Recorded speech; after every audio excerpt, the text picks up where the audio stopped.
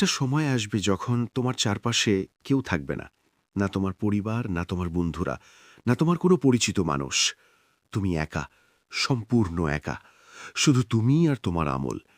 আজ তুমি যেভাবে দুনিয়ার আনন্দে ডুবে আছো, যেভাবে সময় কাটাচ্ছ হাসি ঠাট্টায়, তুমি কি একবারও ভেবে দেখেছ মৃত্যুর পর তোমার জন্য কি অপেক্ষা করছে? একজন মানুষ ছিল একেবারে আমাদের মতোই। সে হাসত, কথা বলতো, মানুষের সাথে মিশত, স্বপ্ন দেখত, ভবিষ্যতের পরিকল্পনা করত। কিন্তু একটা জিনিস সে সবসময় অবহেলা করত, তার নামাজ। সে ভাবত, এখন না পড়লেও চলবে, পরে ঠিক করে নেব। পাপকে সে ছোট মনে করত। মাঝে মাঝে ভুল করলেও নিজেকে বলতো, আল্লাহ তো ক্ষমাশীল, সময় তো অনেক আছে। কিন্তু মৃত্যু কি কখনো কাউকে সময় দিয়ে আসে? একদিন হঠাৎ করেই তার শরীরটা কেমন অদ্ভুত লাগতে শুরু করলো। শ্বাস নিতে কষ্ট হচ্ছিল। চারপাশের মানুষ দৌড়াদৌড়ি করছে, কেউ ডাক্তার ডাকছে, কেউ পানি খাওয়াচ্ছে, কিন্তু কিছুই আর কাজে আসলো না। কয়েক মুহূর্তের মধ্যেই তার চোখ দুটো স্থির হয়ে গেল, নিঃশ্বাস থেমে গেল। জীবন শেষ। মানুষগুলো তাকে ঘিরে দাঁড়িয়ে আছে। কেউ কাঁদছে, কেউ বলছে এত তাড়াতাড়ি চলে গেল, কিন্তু সেদু আর কিছুই শুনতে পাচ্ছে না। তার দুনিয়ার সব শব্দ থেমে গেছে। তারপর শুরু হলো আরেকটা যাত্রা। তাকে গোসল দেওয়া হলো, সাদা কাপড়ে জড়িয়ে দেওয়া হলো।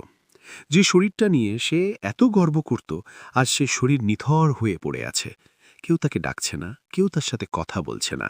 শুধু প্রস্তুতি চলছে তাকে মাটির নিচে নামিয়ে দেওয়ার।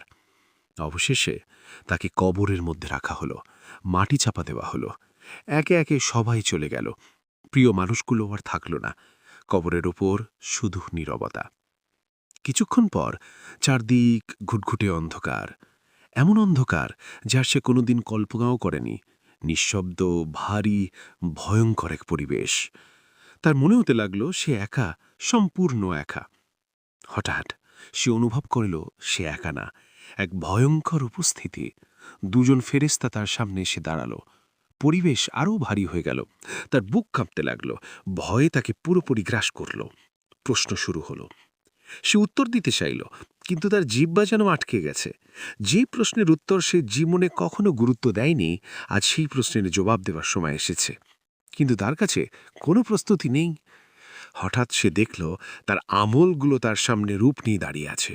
তার ভালো কাজগুলো খুবই কম, দুর্বল, আর তার খারাপ কাজগুলো ভয়ঙ্কর, অন্ধকার, ভীতিকর আকারে তাকে ঘিরে ফেলেছে। সে পিছিয়ে যেতে চাইল, কিন্তু যাওয়ার কোনো জায়গা নেই।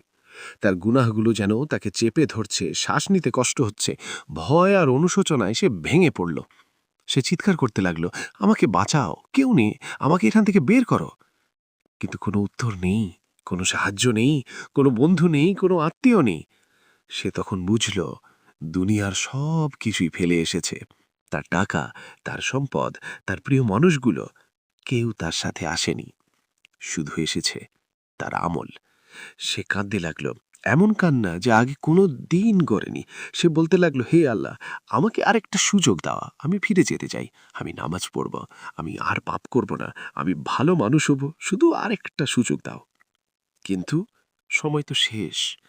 তার দুয়া দুনিয়ায় পৌঁছায় না, তার কথা আর কেউ শুনতে পায় না। সে ফিরে যেতে চাইলেও আর ফিরে যেতে পারে না। তার চারপাশে শুধু অন্ধকার, ভয় আর তার নিজের কাজের ফল। বন্ধুরা, আমরা সবাই সেই পথের জাতি। আজ যে বেঁচে আছি, কাল আমরা থাকব কিনা তার কোনো নিশ্চয়তা নেই। আমরা যেভাবে জীবন কাটাচ্ছি ঠিক সেভাবেই আমাদের পরিণতি নির্ধারিত হবে। তুমি কি প্রস্তুত? তোমার নামাজ কেমন? তোমার আমল কেমন? তুমি কি সত্যিই ভেবেছ কবরে সে একাকিত্বের জন্য তুমি প্রস্তুত কিনা? আজও সময় আছে। আল্লাহ আমাদের সুযোগ দিচ্ছেন প্রতিদিন, প্রতি মুহূর্তে। তুমি চাইলে আজ থেকেই বদলে যেতে পারো। আজ থেকেই শুরু করতে পারো একটা নামাজ, একটা ভালো কাজ, একটা আন্তরিক তওবা। হয়তো সেটাই তোমার জীবনের মোড় ঘুরিয়ে দিতে পারে। মনে রাখো, কবরের অন্ধকারে তোমার আমলই হবে তোমার আলো, তোমার নামাজই হবে তোমার সঙ্গে, তোমার ভালো কাজই হবে তোমার মুক্তির কারণ। তাই দেরি করো না, আজ থেকে নিজেকে বদলাও। কারণ যখন সেই সময়টা চলে আসবে, তখন আর কোনো সুযোগ থাকবে না, শুধু থাকবে তুমি আর তোমার আমল।